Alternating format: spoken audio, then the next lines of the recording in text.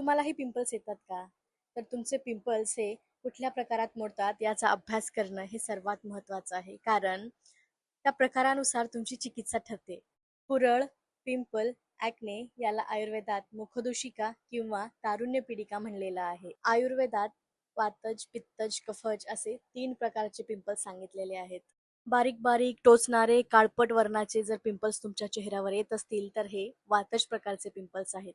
लालसर वर्णाचे आणि भरपूर आग होणारे जर पिंपल्स असतील तर ते पित्तज पिंपल्स आहेत. मोठे मोठे गाठीसारखे पिंपल्स येत असतील आणि त्याच्यामधून भरपूर प्रमाणात पस किंवा पू निर्मिती होत असेल तर ते कफज प्रकारचे पिंपल्स आहेत.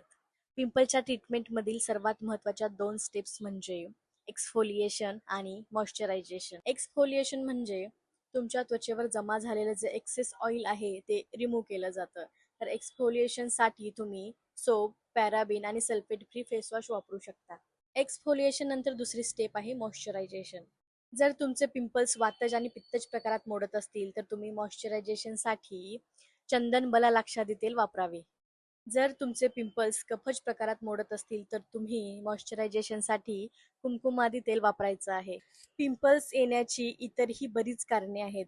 जसे की तुमचं पोट साफ न होणे, तुमची झोप व्यवस्थित न होणे, खूप तेलकट, तिखट, तळलेले मसालेदार पदार्थ खाणे किंवा तुम्हाला वारंवार ॲसिडिटीचा त्रास होणे, या सर्व गोष्टीमुळे सुद्धा तुम्हाला पिंपल्स येऊ शकतात. सो काय करायचंय तुम्हाला? हे सर्व कारणे जे आहेत ते तुम्हाला कशाप्रकारे कमी करता येतील याचा विचार करायचा आहे. शिवाय तुम्ही पौगंडावस्थेत असाल, तुमच्यामध्ये काही हार्मोनल चेंजेस होत असतील, तुम्हाला थायरॉईडचा किंवा स्त्रियांमध्ये स्पेसिफिकली पी-सी-ओ-डी किंवा पी-सी-ओएसचा त्रास तुम्हाला जर होत असेल, तर तुम्हाला पिंपल्सचा नक्की त्रास होणार आहे. यासाठी तुम्हाला काय करायचंय तर तुमच्या जवळच्या डॉक्टरांकडे जाऊन तुम्हाला तुमचं निदान करायचं आहे आणि त्यानुसार तुमची ट्रीटमेंट ठरली जाणार आहे.